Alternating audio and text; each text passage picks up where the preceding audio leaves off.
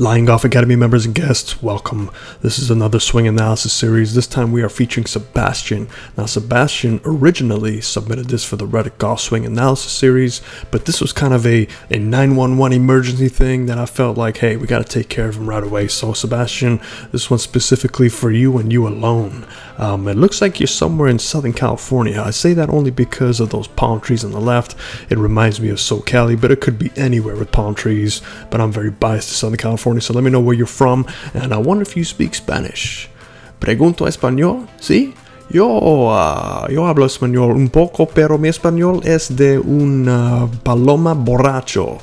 I hope you know what that means, but let's get right on it. So, Sebastian, looks like this is an email he sent to me 3 weeks ago. His swing was in pretty decent shape. I was having a little trouble with ground contact and got some tips to increase my turn in the backswing. I'm guessing those tips were from Reddit, but we'll just assume that and shift more laterally in the downswing towards the target. So it sounds like you're working on some weight transfer going on. As I've worked on incorporating these, my swing has fallen apart. Downswing is a lot steeper, can't get in the slot, and you feel like you're slapping across the ball with no face control. Ground contact is awful, hitting a lot of chunky shots and dips is super deep, so it looks like plane issues, some weight distribution issues. So I wonder if you're losing your spine angle. We'll figure this out. And transition is confused, really not sure what to do to address these problems. I'd appreciate any help you might have. So here's what you need to do if you run into some issues, and this is not just for Sebastian, but for everybody that has issues, and we all have them in the golf swing. The golf swing itself, think of it like you're out surfing.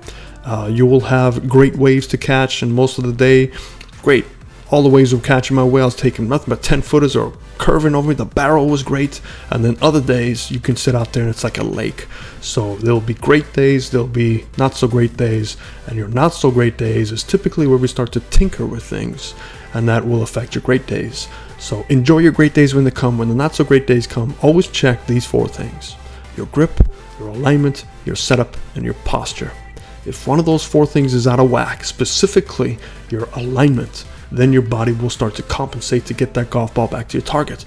But if you're not paying attention to your GASP and you start tinkering with stuff that should be there to try and save your swing because you didn't pay attention to GASP, that's where you can fall down this rabbit hole, and it just keeps getting darker and deeper, and pretty soon you're at the point where your golf swing just collapses and nothing really works anymore, and then you're super frustrated. You want to break your clubs, you want to sell them on eBay, but then you get that itch back. So if you want a quick fix, go to your local PGA Pro, have them look at your GASP, grip line and setup posture, go over the basics, go over the principles, and then if everything's looking good there, most likely your swing's falling apart for something else. So make sure GASP.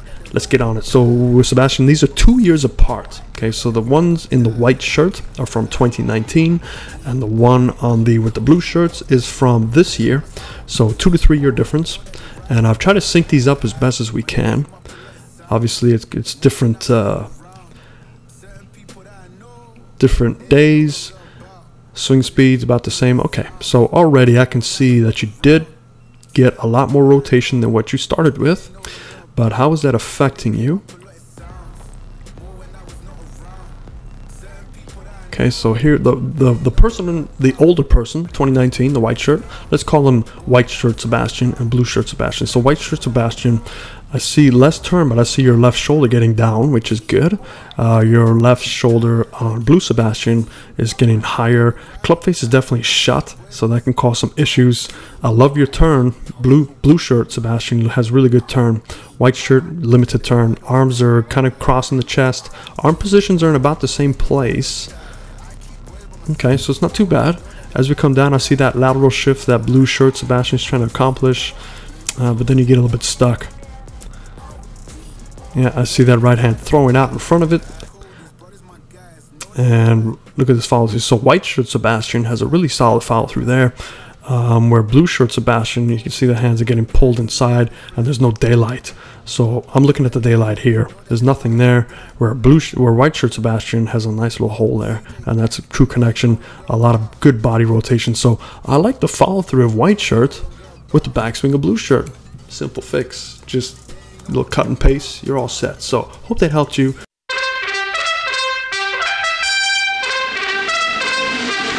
I'm just kidding. So let's just go back to the beginning. Okay, Sebastian, so I drew some lines for us. This is going to be your right brace line to see the way you turn around your right hip.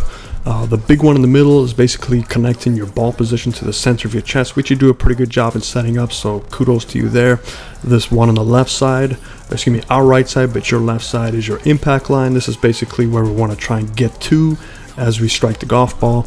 And then your shoulder tilt line, and this is important to see how we establish that triangle throughout your impact zone. Now if we just go to the top of your swing here, and what you'll notice is pretty cool too, is if you look at your initial takeaway, you see how your hands move the exact same. So you still got that, and that's pretty cool, because most of us have our little ticks and whatever we need to do to start our golf swing. So for you, it's kind of this regripping of your right hand and then a slight little forward press, and then you start moving your way back, which is cool to see that it hasn't kind of changed in 2 or 3 years. As we take that club back, and I see more of a one-piece takeaway with the guy on the right, white shirt. As you see up here, here we can see both shoulders. Your left shoulder is definitely further down, which allows you to strike down. Look at the gap between your hands and your head, which is really good. There's no gap, which shows me that your left shoulder is getting a little bit higher, which will start to mess with your planes. Now it becomes very shallow, which would explain why you may have some trouble with contact. If it's not, if you have a very flat plane on the way back, you're going to have to do some rerouting somewhere, or you have to get your hands and arms really involved to try and pick that golf ball up, which could explain heavy shots, thin shots. But all in all, I like this position, the old you, but obviously just a little bit more turn. So that left shoulder, feel like it's going a little bit further down. That might help you out as you come back into impact. As we strike that golf ball, there's your shoulder tilt, and your hands are still out in front and connected to your spine, so that's good. As you strike it on the newer motion, at least your hands are still out in front, which is fine.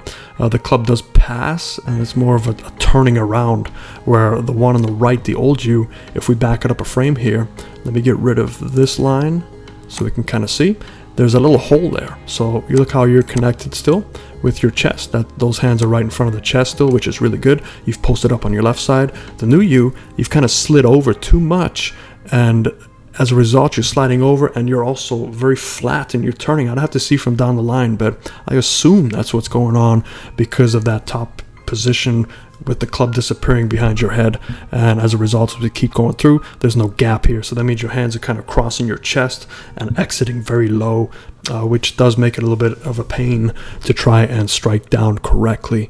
So I like the old upper body motion in terms of connection. I like the new turn that you established. So maybe what you need to try and focus on is as you take that club back, feel like your left shoulder is going slightly down to help you stay in that posture, so you don't start standing up and rotating too much. Because if you rotate too much, you've got a lot more motion to go through the golf ball, and that requires a lot of timing. So some days you can do it really well, but other days you probably just don't. So I'm going to take a look at the down the line. That might open up the Pandora's box, or the cure for everything. It's probably the first one. Let's take a look. Alright, so this is the new one, and the one on the left is the older one. Let's take a look here. Okay, similar takeaway. Club face is very closed. Yeah, you're just disconnecting a lot, and then you're running out of room. Definitely standing up at impact, and there's that flip. It's not as a lot of tilt there, so it's very weird, because that front view that you sent me, I would not have envisioned that this was the same sort of swing.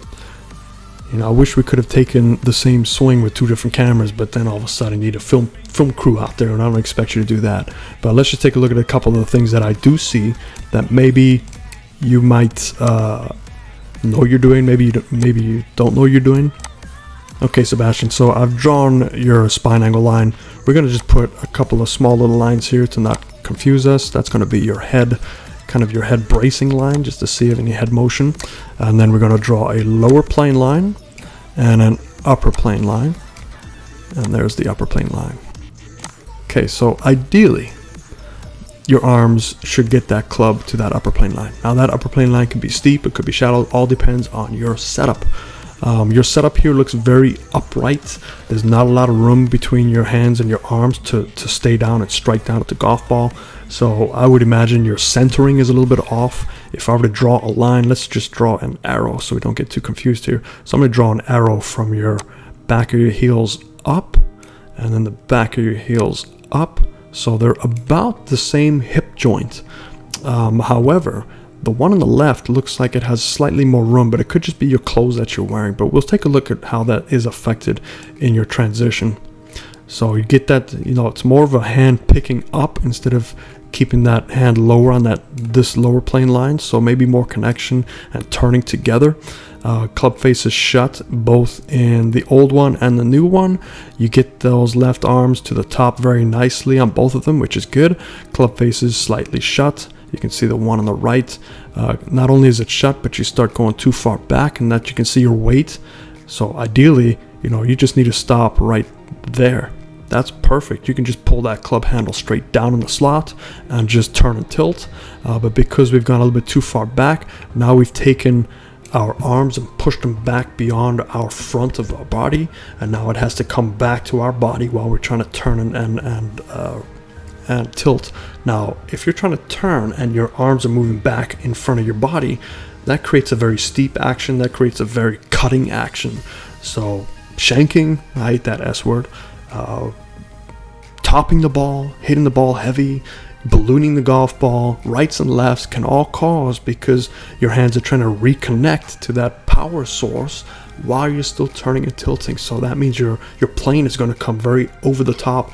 Your path is going to be very left at impact while you reconnect. Where the guy on the left, because he didn't go too far back, he's able to drop in the slot pretty well. And so, you know, the lack of turn does have its benefits. However, this doesn't look like you have a lack of turn on this one, where the other swing from 2019 looked like you had lack of turn. So it could just have been, you know, ebbs and flows again. Sometimes you're turning, sometimes you're not. But there seems to be some sort of miscommunication with how much you need to turn. Because look at the guy on the left. He's in the slot pretty well. The guy on the right has to reconnect, right? So now you're in the slot, but your hands are above the slot because they're so busy trying to reconnect, and that reconnection brings them higher. And from here, you got to be a magician. And the way you trying to get that club back down is you need to create some room so you start to stand up, and then your hands and arms can have some sort of path. So the guy on the left does a really good job of standing against his brace line, holding that spine angle line. The guy on the right gets crunched because you're so far steep that if you try and strike that golf ball, you're not going to be able to hit it very well. And your body has figured this out and says, oh, Sebastian, I need more room. Let me stand up. Let me get out the way. Let me create some motion. And you can see even with that standing up, it's still, look at that tiny little gap that you were able to use. And as you follow through, by you standing up and your shoulder has to tilt more to try and keep you in connection, look at this shoulder tilt when you just passed the impact. And let's redraw this one. So there's your shoulder tilt, right? And then if we go back to your old one, as you strike the golf ball, here's your shoulder tilt. So do you see they're both pretty much level to where they need to be, but because you are so crunched in on the guy on the right, it appears like there's more tilt, but it's still pretty level to where you need to be. But this guy is crashed in the golf ball, even though the weight's moving correctly. You're moving the weight, but you're also losing your posture. So you're trying to develop a lot of power, and I see it there. But you need to feel like your butt is pushing against that wall, and your upper body needs to stay down so you don't feel so crunched on this right side.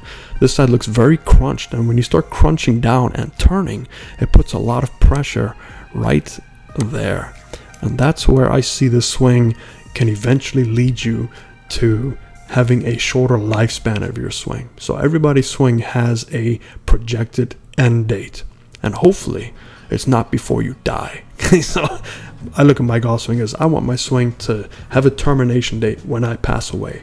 I don't want my swing to have a termination date while I'm still alive, because I put myself in an injury, and that could be a possible injury.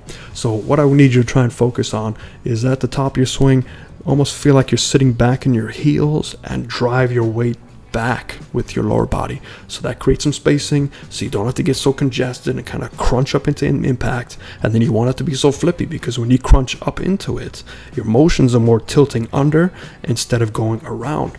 So just past impact, you know, look at this finish versus look at the guy on the left. So the guy on the left, arms at the top plane line, club is passed through. Guy on the right, the club is much higher and arms are going much higher because you've increased your tilt. So when you increase your tilt, your path of your hands start going up and down instead of around with the turn. So I hope that helps you. I know this is a little confusing at sometimes. Sometimes my explanations, I think they're perfectly clear in my head. And then when I watch my videos, I'm like, what did I just even say? So if you're a little bit confused, give me a message in the bottom. For everybody else, if you enjoyed this, if you want to submit your swing, these type of swings appear on the Reddit Golf Swing Analysis. We're up to episode 44, and that should be coming out in a few days. We do about 3 or 4 of these on each episode, but let's say you have an emergency, and let's say you got a tournament in 2 days, and you're shanking the golf ball. Send me a quick message, put SOS, and I'll try and get back to you. Hope that helps you. If you like this stuff, hit that like and subscribe. It really helps the channel grow. If you know anybody that's interested about learning about golf swing cause and effect, point them this way. Appreciate your support. And control your dispersions. Fairways and greens.